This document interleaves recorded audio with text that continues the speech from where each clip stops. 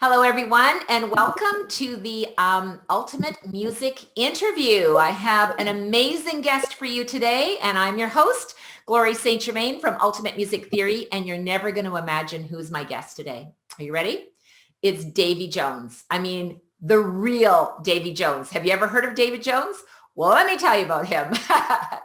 David A. Jones is the co-founder and director of Presto Music School. He's an award-winning film composer for Presto Music Production, a course creator, and recognized by the London College of Music Examinations, co-creator and composer of the brand new animated TV music adventure series called Rhythm Warriors. That's going to be amazing. Produced by EmoFront and Presto Music Production in association with Sparky Animation Studios. So welcome the original Davy Jones. Woo! Hi, David. You're very kind. You're too kind. You're too kind. Thank you so much for having me, Gloria. It's lovely to see you.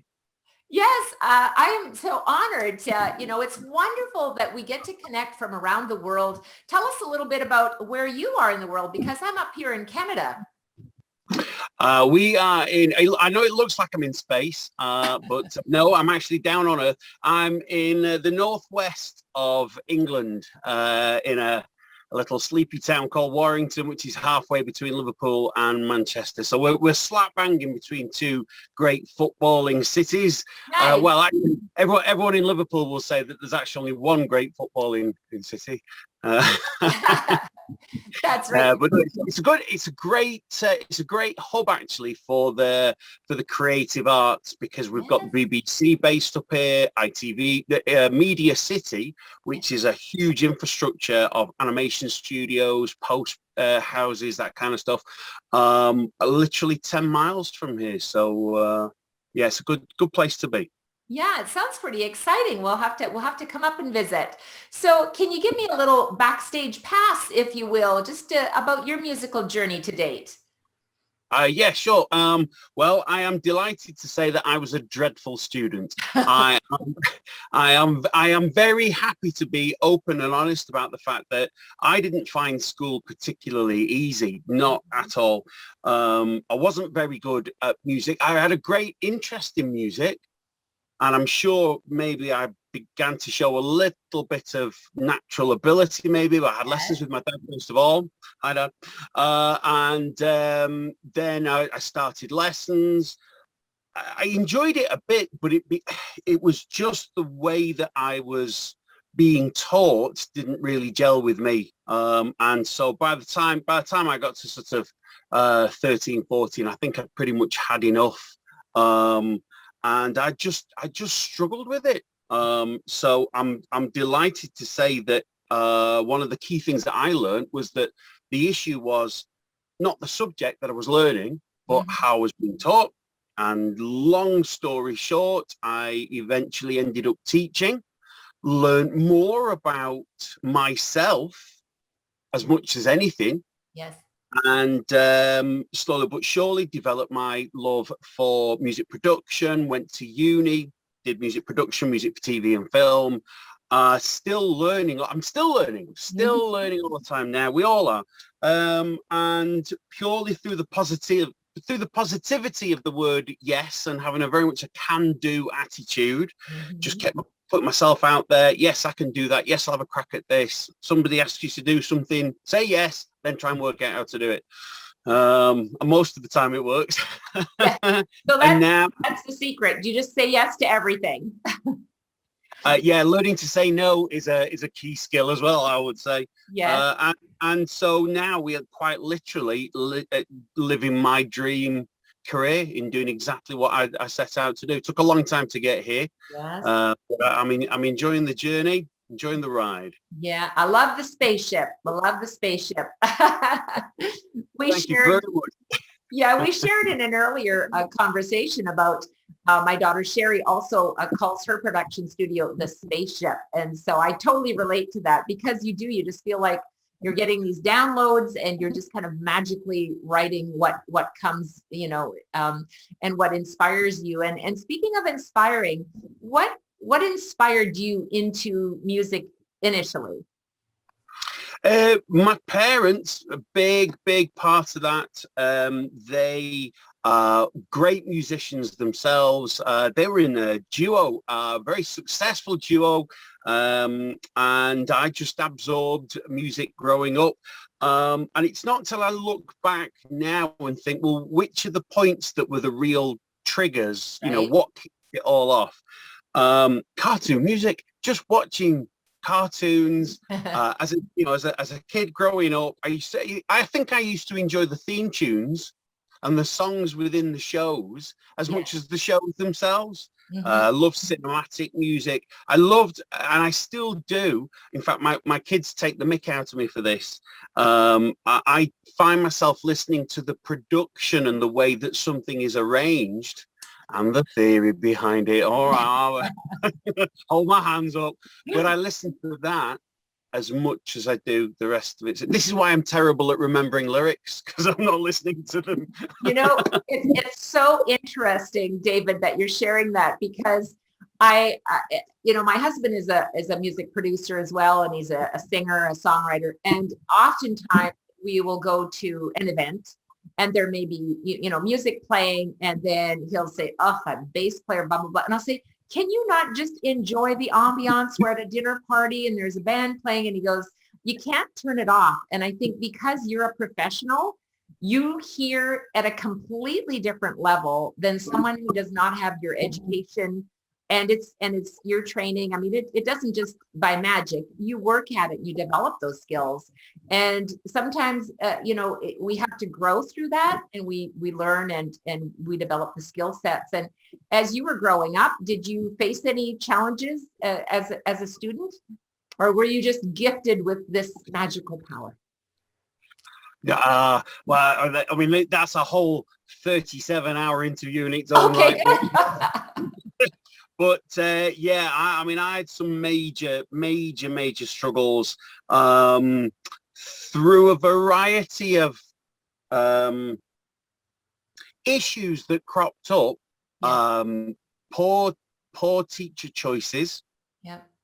As in some choices that some of my teachers made were poor choices. And I'd like to point out as well, the lovely ones, because I had many teachers, but Mrs. Barbara Miller, what a legend she was. Andy Hickey at uni, great guy. Hey, Andy, great to see you. But Ray, above all, Ray Kelly, and my absolute, teacher idol. These are great people who mentored me. But one of my massive challenges was the fact that I had a lot of traditional tutoring from college especially, and my brain just didn't work like that, and I was made to feel like a second-rate, a B-rate student, but purely because I just didn't understand the way it was being presented, and there was only that way. There was one way and one way only. What I didn't realize that my weaknesses were actually my strengths. The things that I felt that I could, the things that I felt I was cheating on, because I would pick stuff up by ear and I wasn't necessarily reading the music straight away, and nobody showed me, the whole idea of aural, so the listening of the music, the reading of the music, and the playing. Nobody showed me that it was actually all one subject. Yes. We as teachers at Presto, we knit this all together. Like we've mentioned before, music looks like it sounds like it feels, and it feels like it looks. You thread those three things together, and if you've got a student who's awesome at listening, and he's trying to piece them to, then that's your route in. That's your way in for them. So I didn't twig this until teaching. So those were the struggles that I found, and that's what we strive for at Presto in integrating the students' lessons so that we capitalize on their strengths that in turn help them with their weaknesses. I'm really glad you're sharing this, David. I do a lot of interviews with a lot of teachers around the world. And one common thread is that we were taught one way many years ago. Most of us have been teaching for 20 plus years. And we were, in this box of this is how you learn. And so now we're supposed to be teachers that teach in kind of opening the box, the box of crayons with lots of different colors and ideas and technology. And there's a fear factor of, I don't want to look stupid. I'm uncomfortable. I don't feel confident. And we go through that as educators. And yet we are responsible for the next composers. And thank goodness you had the foresight to say, I need another teacher for this. I need another teacher for this. You didn't just say, well, that's my teacher. I guess that's all I can do. And it's really important. I mean, I'm all about teacher education, as you know, and it's really important for us just to be open to learning. And, when we talk about learning, and in particular, at Presto Music School, maybe what was, think back a little, when and what was your first element of perceived success, when sort of the light bulb went on as a student, and maybe the same ideas as you became a professional musician? That's a really, really interesting question. And as I mentioned before, I still class myself as a student. I do still continue to learn. The first thing that springs to mind, actually, I would say, I started learning piano when I was about 8. I started teaching when I was 18, 19. I'll bet I was 28 before I found success of any description. So I was already teaching, and I still would, as I say, still class myself as a student. I think the first big thing for me was being on stage. I by this point, I'd been on stage hundreds of times, toured the UK in bands, done thousands of gigs. I must have done. And it's one thing I will never forget. In fact, I once told a student this thing I'm about to tell you now, because they were nervous about playing. And I used to shake so much, used to sweat so much. It was through nerves. Yes. This thing I'm about to tell you, I once told my student the night before their grade 8 exam. And the following day, when she came out, she said, that thing you told me last night, she said, never mind the lessons. She said, that thing was the most important thing and useful thing you've ever told me. I realized one time I was playing on stage one time, and I suddenly realized it wasn't me playing. I hadn't sent me out on stage. I'd sent the person out on stage who does the gig. Yeah. And that slight shift, that slight mental shift meant that those people in the audience weren't looking at David Jones, the highly self-conscious, not particularly confident, full of self-doubt, nervy, slightly dorky, impossibly handsome. No. You're just checking to see if I was listening. I'm like, oh. So all those misgivings I had about myself, I realized that I had literally left them backstage and sent somebody else out. And this was the guy who knew that he could play the stuff. So I sat and played it. And if I made a mistake, I made a mistake. But they can't do it. They can't play it as well as I could play it. I'm the one who's practiced it, not them. And it was like, wow, where did that come from? Yeah. It was fab. It was fab. And so now that's who I send out. It's I realize it's a front, but it's not a fake front. It's the person that you become in front of the camera, like now. Yes. I'm being as open, as candid, as transparent as possible in this interview. But there's always just that little there's something that you bring to the party when presenting or playing or performing, whatever the case may be. And I think that is the level of professionalism that is achieved when you do, as you said, David, you have that aha moment when you say, okay, so this is me if I'm hanging out with my friends. And then this is the professional me when I show up, whether you're doing an interview, whether you're on stage, whether you're performing, you reveal yourself, but you still have to be a pro. One of my husband's pet peeves is that, and you will appreciate this, if you're watching an award show and all the women are dressed to the nines, they've got jewels and gowns, and then the men show up for the most part. Some of them are dressed a little, but they're wearing jeans. They might throw on a suit jacket over like a casual shirt without a tie. And he just says, what is wrong with these people? Why are they not realizing they're professionals and you got to show up and you got to look like a pro? And I said, well, maybe you get to that level and then it doesn't matter. But I think you're right. Like you show up differently when you have that aha moment. And I think I shared a story with you about one of my students who was performing, same thing, doing an exam, level 9. I'm very disciplined and structured. And I was sort of thinking, how can I help her take on the next level to show up on stage to perform at a high level? She was doing level 9. And I said, and I have my little characters back here, Sola and Tito. And Sola is very, charismatic and she loves to perform, and that's her. And Tito is more structured and likes all the rules of music and, very metronomic in performance. And just by saying those words, how would Sola play? Her body changed. She became, as you said, David, the person that she wanted to be on stage. And boom, the light bulb went on. And she went on to score like 90% on her exam. So when you have that is the best information that you gave your student to say, I get it. I get it. So. And it's not cheating. It's not cheating because some people think, yeah, but that's, how am I supposed to do it? Is that like is that a trick? Is it a cheat? Is it? No. Not even a little bit, because exactly as you say, when kids go out with their friends, they have that persona, yes, that character that they play. Is it them? Is that how they are? Well, the person that they are is the person that they've grown up with, but they will be different at school. They will be different. So why can't somebody be different in some way? Absolutely. When on stage? Yes. And I noticed that even one more quick story I have to share with you. We're talking about this persona. So we have our main part of our home, and then we have a music studio, and there's just a door that connects the two.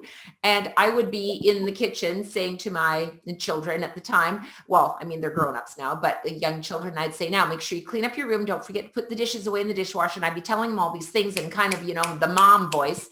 And then I would literally open the door, and my student, like you, David, would walk in, and I'd say, oh, hi, David. Oh, you look so nice today. How was your week?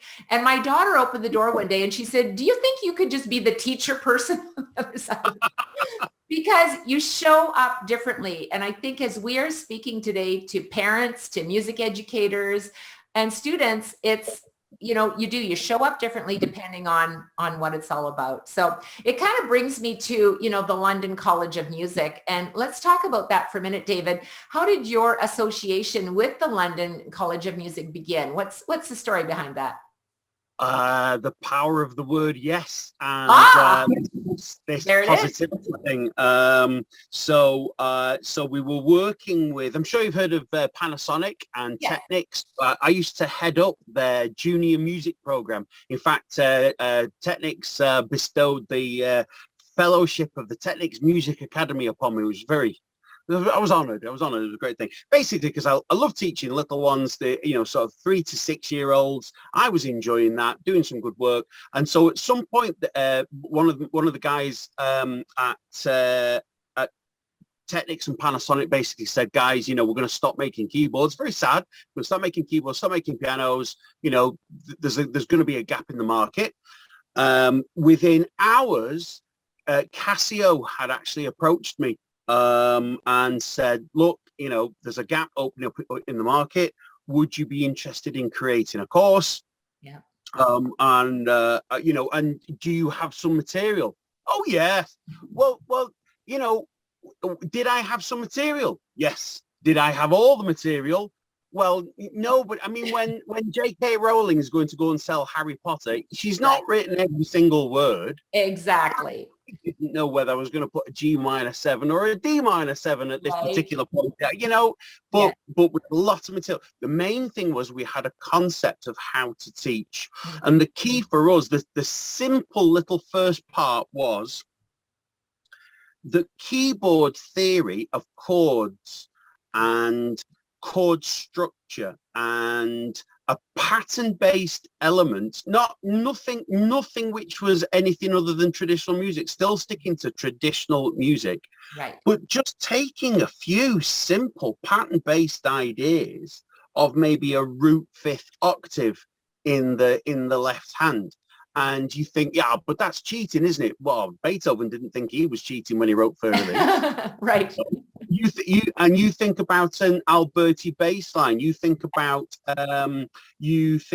so many of Mozart's left hand interesting patterns. It's pattern based. So there's elements of keyboard that have gone on, patch that theory and chords into traditional piano. And what we did was we put the two together.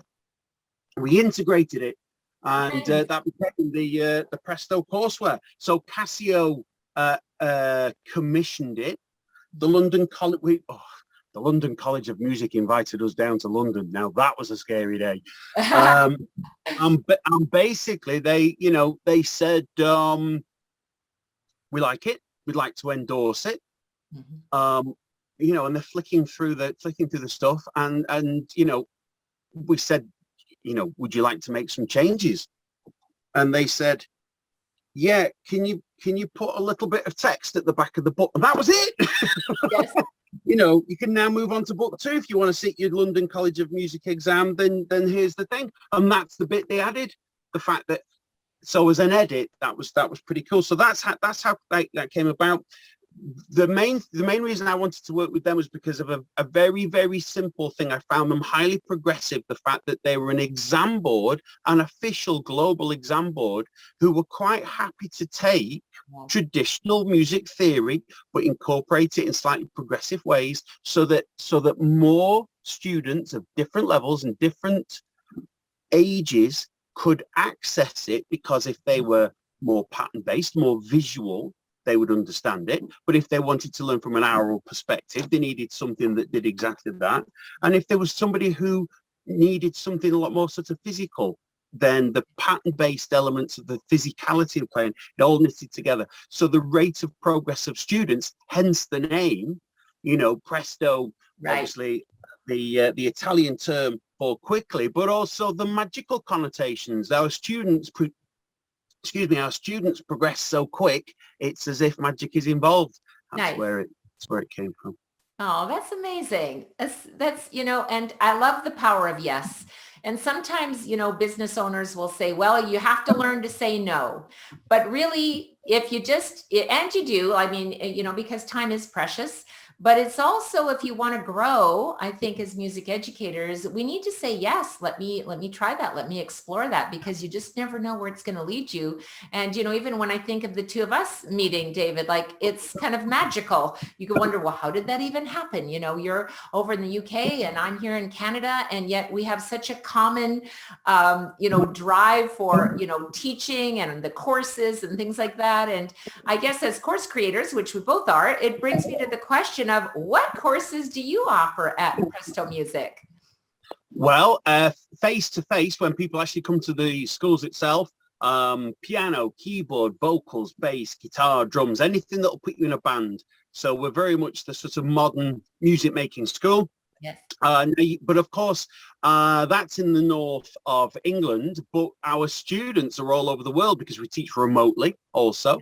So people can study via Zoom, via Skype, WhatsApp, videos, that kind of stuff. So there is a direct personal link that we do. We have a variety of different ways that people can learn instruments online.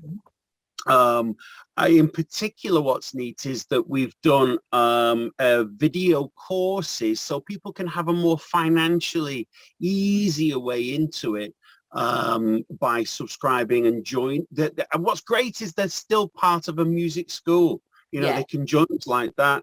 The bits that we're really sort of fired up at the moment as well, and the thing that the students really seem to be enjoying, is our music theory mastery, which is specifically for getting you through high school and to grade 5, so you can do your grade 5 certification. You do that all online. That's the success of that has been awesome. But the goodness me, the composition one. So obviously we write for TV, film, cartoons, that kind of stuff. That's just like us kids in a candy shop. That's like an ice cream factory. We love that. But because we love it so much, the students sort of feed off how much we enjoy it, and our composition classes are flying. Our Little Presto courses, Little Presto is where Rhythm Warriors first came about.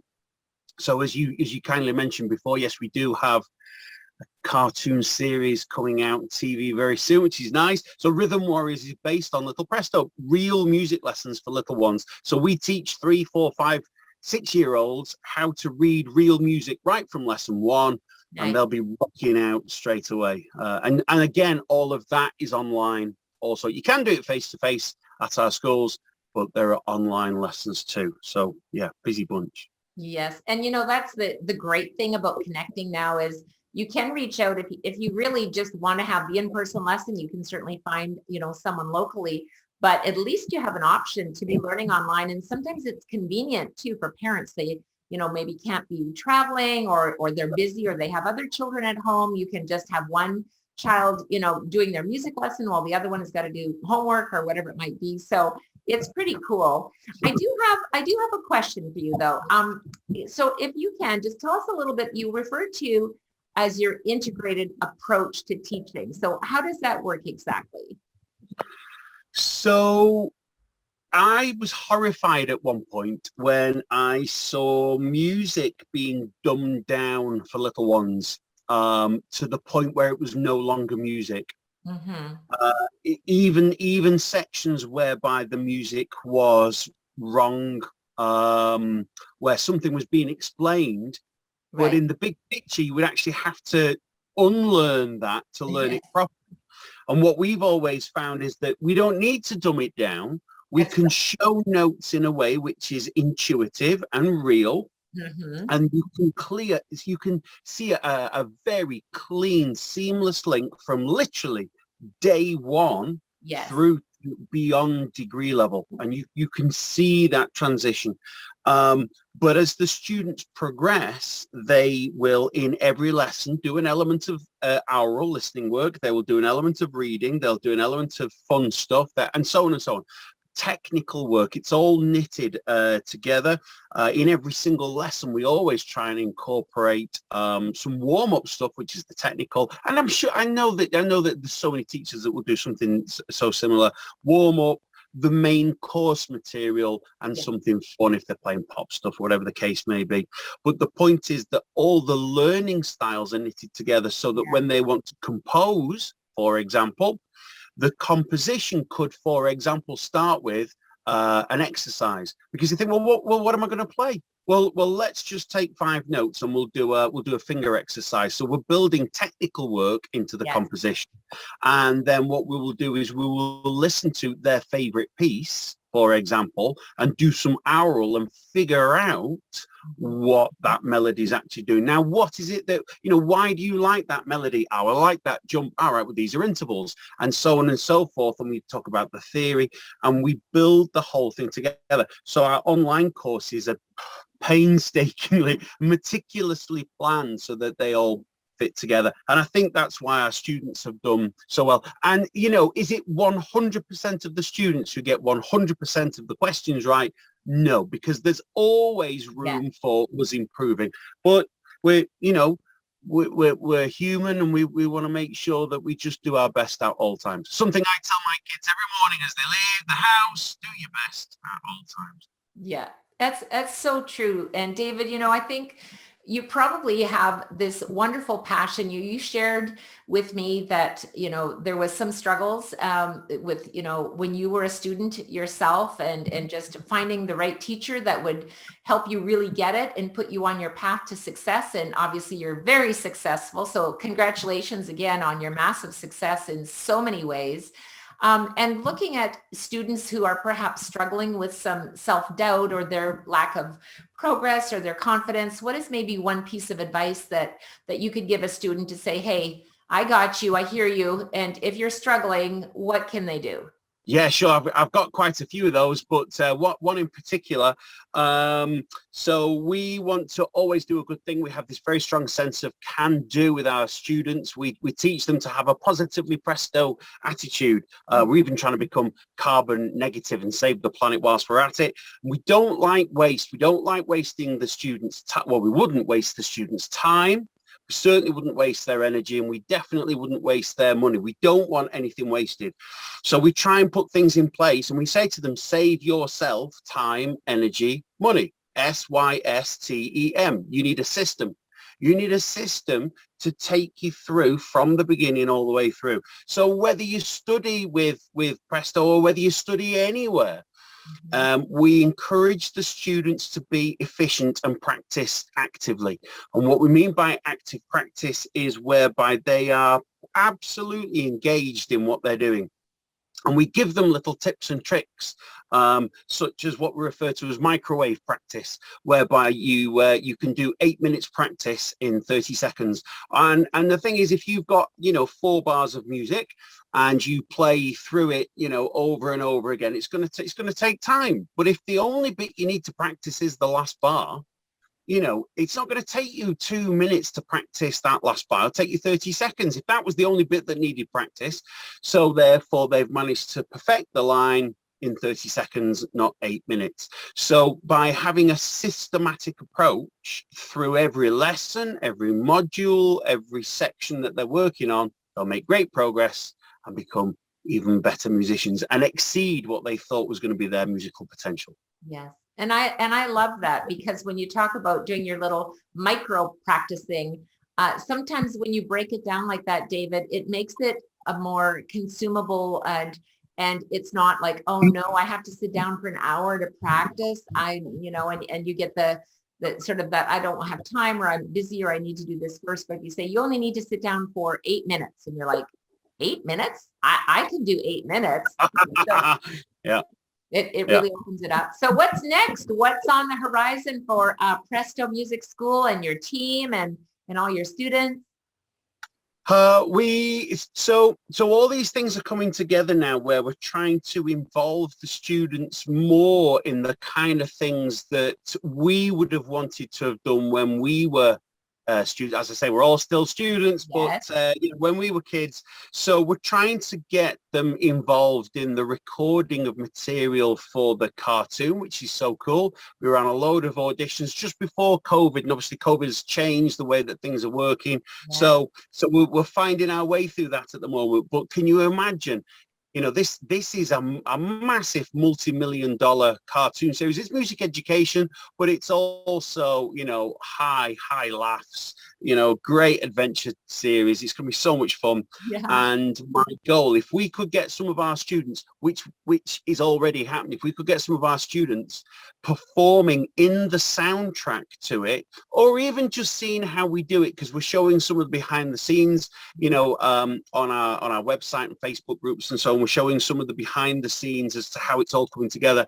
And if we can speed the process up of our students learning by being more of a part of that kind of thing, we've learned a few things over the years, and we feel that we can systemize all that, give them a step-by-step route, and get them to their goals quicker. Nice. Oh, that sounds so exciting. One of the things that I love that you said, we're getting our students involved in sort of being a part of this, because how proud are they to say, hey, did you know that I was in the recording studio, and that's pretty cool for you to be sharing that experience with them, because they're the next, generation of musicians that are going to be the creative ones. And the more we can give them now, there's no fear of I can't do that, or I don't understand it. They're part of, Presto Music School, and I'm sure they're really proud to be identified as such. So congratulations. Now, how can people contact you and find out more about Presto Music School? You can always visit us via our website, which is prestomusicschool.co. or indeed we can pop the link down in the comments. You know, just put the link in there Absolutely. for the Facebook group too. And we've got a couple of Facebook groups depending on which area you want to study. But it all centers around the Presto Music School website and Facebook pages. Oh, well, thank you very much, Davy Jones, the real musician, the real David Jones.